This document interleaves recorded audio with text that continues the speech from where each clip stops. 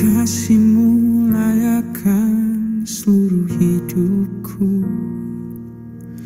Mampukan ku melakukan yang kau inginkan. Tak bisa ku terlepas, kau menggenggam tanganku. Ingin lebih mengenal pribadimu.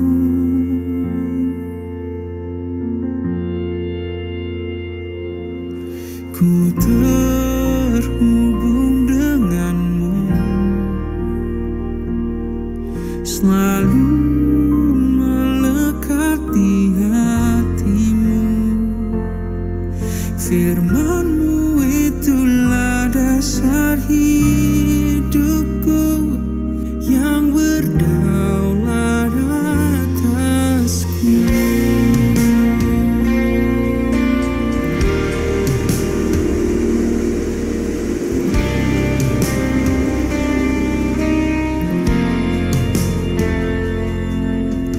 Kasihmu layakkan seluruh hidupku.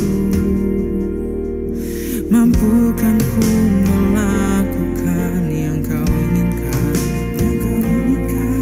Tak bisa ku terlepas, kau menggenggam tanganku. Ingin lebih mengenal pribadimu. Ku terhubung denganmu, selalu melekat di hatimu. Firman-Mu itulah dasar hidupku, yang berdaulat atas. Ku terhubung denganmu, selalu melekat di hatimu. Firman-Mu itulah dasar hidupku, yang berdaulat atasku.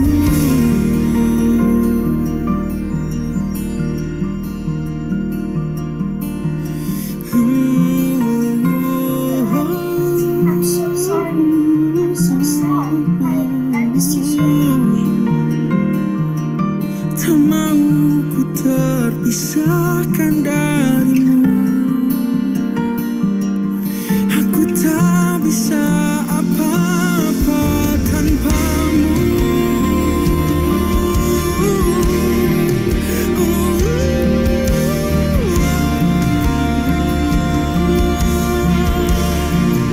Bawaku lebih dekat, lebih dalam lagi.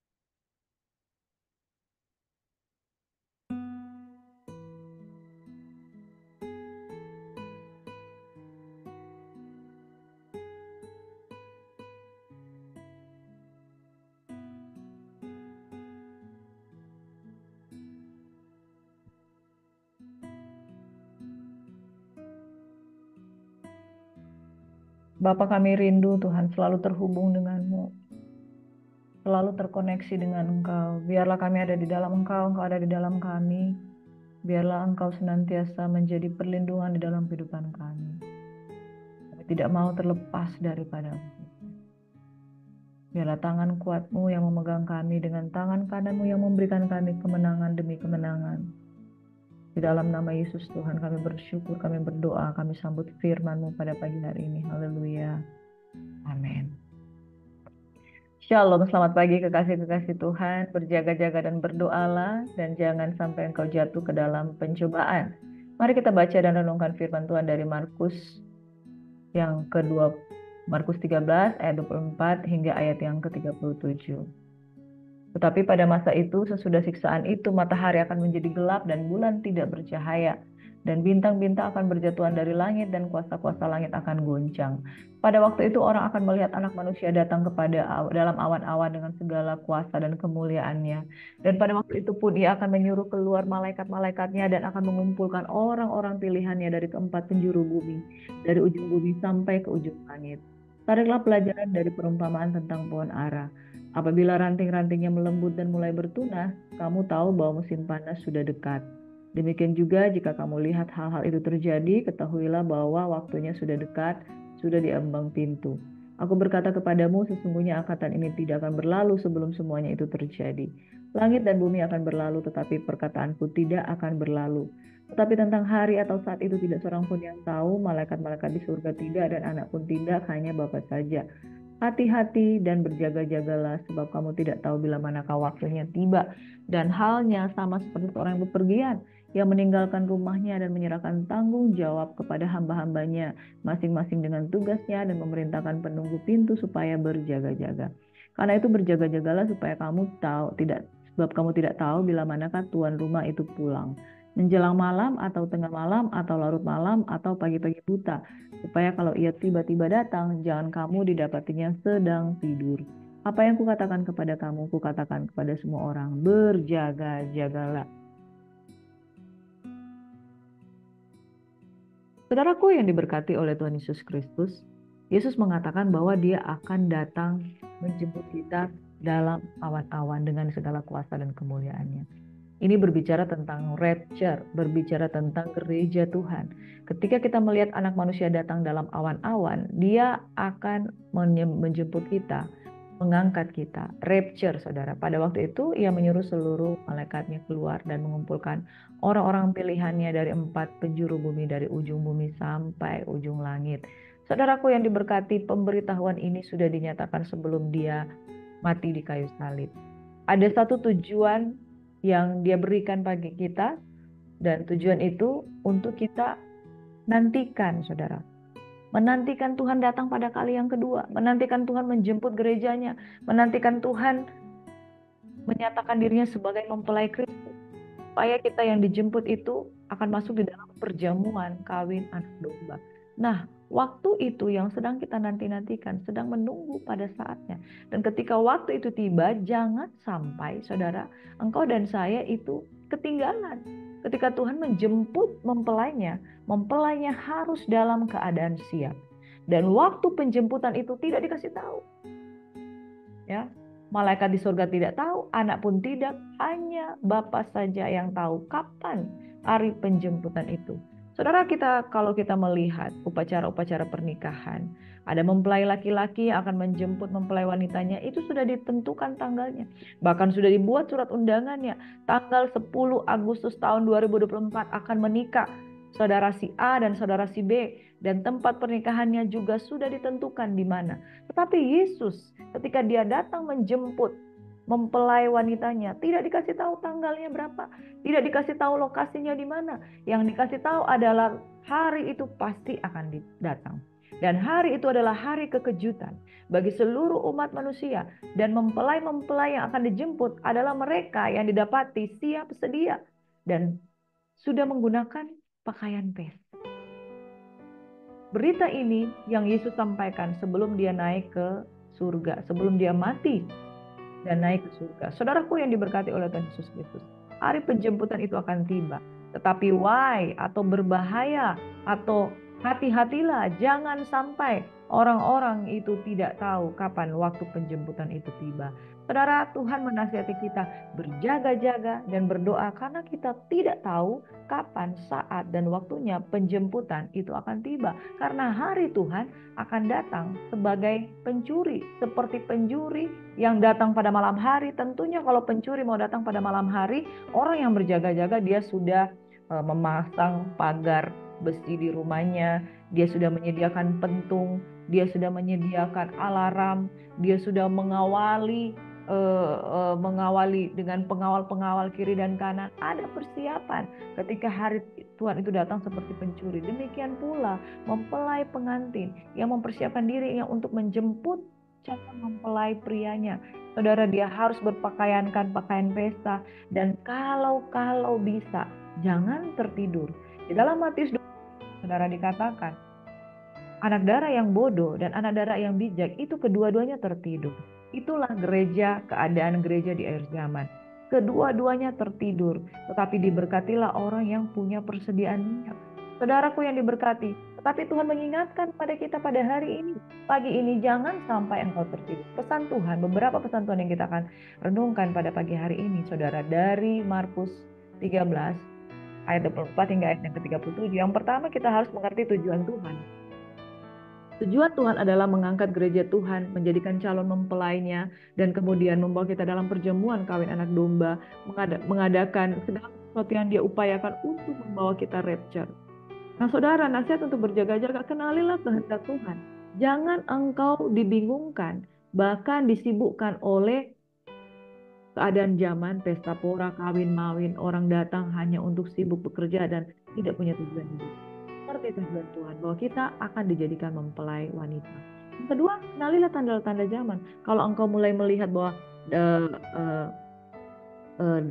daun pohon ara itu mulai melembut, maka sudah tiba waktunya, saudara. Mengenal tanda-tanda zaman itu harus menjadi bagian hidup kita. Dan saudara, firman Tuhan katakan bahwa di dalam firman Tuhan itu tidak akan berlalu, saudara. Ya, saudara dia berkata, langit dan bumi akan berlalu, tetapi perkataanku tidak akan berlalu. Makanya yang membuat kita kuat dan bertahan adalah berpegang kepada firman Tuhan, tinggal dalam firman Tuhan. Yang keempat, saudara, firman Tuhan pada pagi hari ini mengingatkan di dalam ayat yang ke-33, hati-hati dan berjaga-jagalah, sebab kamu tidak tahu bila mana waktunya. Seperti seorang yang bepergian meninggalkan rumah dan menyerahkan tanggung jawab kepada hamba-hambanya dengan tugasnya, dan memerintahkan penunggu pintu supaya berjaga-jaga. Nah saudara, berjaga-jaga ini berbicara tentang awareness, kesadaran. Dan yang kelima itu jangan sampai kita tertidur. Di dalam 1 Petrus 5 ayat 8 hingga ayat 9 firman Tuhan berkata seperti ini. Sadar dan berjaga-jaga, ada lawan si iblis, berjalan keliling seperti singa yang mengaum-ngaum dan mencari orang yang dapat ditelannya. Sadar dan lawanlah dia dengan apa? Iman yang teguh. Sebab kamu tahu bahwa semua saudara seimanmu di seluruh dunia menanggung penderitaan yang sama. Saudara, kalau kita mau berjaga-jaga dan berdoa, kita harus sadar kenapa kita harus berjaga-jaga. Karena ada musuh di luar sana. Karena ada si iblis. Iblis itu tidak tinggal tenang, tapi berjalan berkeliling seperti singa yang mengaum-ngaum ketika dia mencoba Yesus di dalam Lukas 4, di dalam Matius 4. Dia mencoba Yesus dengan 3 pencobaan. Yesus berhasil menang, Yesus lolos, tetapi iblis menundukkan diri dan menunggu waktu yang baik. Nah saudara, ketika kita berjaga-jaga seperti pencuri, kenapa dikatakan harus sadar? Kenapa harus berjaga-jaga? Kenapa harus dikatakan lawanlah dia dengan iman yang teguh? Karena iblis tidak pernah stagnasi. Iblis tidak pernah tinggal diam. Kalau saudara diam, dia bergerak. Kalau saudara tertidur, dia bangkit. Kalau saudara terlena, maka dia akan menggoda dengan berbagai macam cara, mulai dari lubang godaan yang sangat kecil, lalu dia akan masuk ke dalam kehidupanmu, menguasai kehidupanmu. Pertama dia menggoda, kemudian dia memberikan nafsunya itu ada di dalam. Kemudian ketika manusia dikuasai hawa nafsu, dia mulai melilit sampai engkau dikuasai. Akhirnya pencuri datang untuk mencuri, membunuh dan membinasakan. Berjaga-jaga, lawanmu si iblis. Berjaga-jagalah, ada musuh. Berjaga-jagalah, ada penyerang. Berjaga-jagalah, ada intimidasi. Berjaga-jagalah, ada si iblis. Niatnya adalah menjatuhkan. Saudara, ibarat engkau ada di tengah-tengah pertandingan. Di pertandingan judo, saudara. Orang kalau di pertandingan judo, dia akan tangkap ya kerahmu, dia akan tangkap bajumu. Dan apapun yang terjadi dia akan berusaha membanting, menggulingkan. Itulah cara iblis. Dia akan tangkap engkau, perlahan dia tangkap engkau, mungkin akan engkau awalnya kuat, bertolak-tolakan dengan dia, saling mendorong-mendorong. Tetapi dia teguh, engkau harus lebih teguh. Karena dia akan menggulingkan orang-orang yang lemah. Jika engkau terlena, maka dia dibanting ke tanah. Maka engkau dibanting ke tanah, engkau akan binasa. Saudara sadar, berjaga-jagalah dan lawan. Sadar, berjaga-jaga dan lawan. Iblis itu berjalan, berkeliling seperti singa yang mengaum-ngaum. Saudara, kalau saudara tinggal di rumah, lalu saudara diintip-intip dari luar, kemudian ada musuh yang siap menyerang, itulah dia. Makanya lawanlah dia dengan iman yang teguh. Makanya Tuhan berkata, berjaga-jagalah, jangan tertidur, bangkit. Efesus 5 ayat 16 berkata, Efesus 5, saudara, ayat 14 berkata, bangunlah engkau, janganlah engkau tertidur, saudara. Efesus 5 ayat 14 berkata, jangan kamu tertidur, bangkitlah dan jangan sampai engkau terlena, saudara. Sebab umat Tuhan yang diberkati oleh Tuhan Yesus Kristus, kita tahu bahwa hari-hari ini adalah hari-hari yang sukar. Bangunlah hai kamu yang tertidur, bangkitlah dari antara orang mati, Kristus akan bercahaya atas kamu. Amin. Lagi pula di dalam Matius 26 firman Tuhan berkata seperti ini. Berjaga-jagalah dan berdoalah supaya kamu jangan jatuh ke dalam pencobaan. Roh memang penurut, tapi daging lemah. Jikalau Tuhan memerintahkan kita untuk berjaga-jaga, artinya kita harus sungguh-sungguh waspada. Roh memang penurut, tapi daging lemah. Roh itu sifatnya menurut. Jadi saudara, kalau engkau berkolaborasi dengan roh, maka engkau akan menang. Tapi kalau engkau berkolaborasi dengan daging, maka engkau akan keburukan. Sadarlah dan berjaga-jagalah, lawanmu iblis seperti singa yang menangkap orang yang dapat ditelannya, lawanlah dia. Saudara ingat satu, kamu tahu bahwa semua saudara seimanmu di seluruh dunia menanggung penderitaan yang sama. Saudara jadi tidak sendiri, jadi jangan kalah, jangan disalahkan, dan jangan pula engkau menyerah. Tuhan kiranya memberkati kita yang berjaga-jaga dan berdoa. Mari kita sambut. Bapak, terima kasih Tuhan, ajar kami untuk bertekun, berdoa, dan berjaga-jaga. Karena besar pengharapan di dalam Engkau, Engkau memberikan kekuatan kepada orang yang berlindung kepadamu. Terima kasih Bapak di surga, biarlah kami sadar, lawan iblis dengan iman yang teguh, bangkit, jangan tertidur, jangan terlena, tapi biarlah kami menjadi lebih daripada pemenang. Bapak di surga, kami menyerahkan pokok-pokok doa kami pada pagi hari ini. Buat Opung Herliani Siahaan, Oma Iska Maringka, Bapak Hadir Sapitupulu, Ibu Nita Sianturi, Ibu Ratni yang sedang mengalami sakit, Pak Stefan, Pak Maurits juga, Saudari Dwi Chelsea Simbolon, Pak Lendra, Ibu Elsio, Pak Iwan, Opung Maurits Simbolon, keluarga besar Panggabean Borussia Gian, keluarga besar Siani Parsaragi, Ibu Hesti Theophilus yang ada di Ambon, Ibu Mulyani Boru Simbolon, Opung Ella yang ada di Balige, juga Inang Tua Rotua Siahaan, Bapak dalam nama Yesus, pertolongan untuk mereka sungguh ajar, biarlah mereka berjaga-jaga dan berdoa supaya jangan jatuh di dalam pencobaan lebih dalam lagi.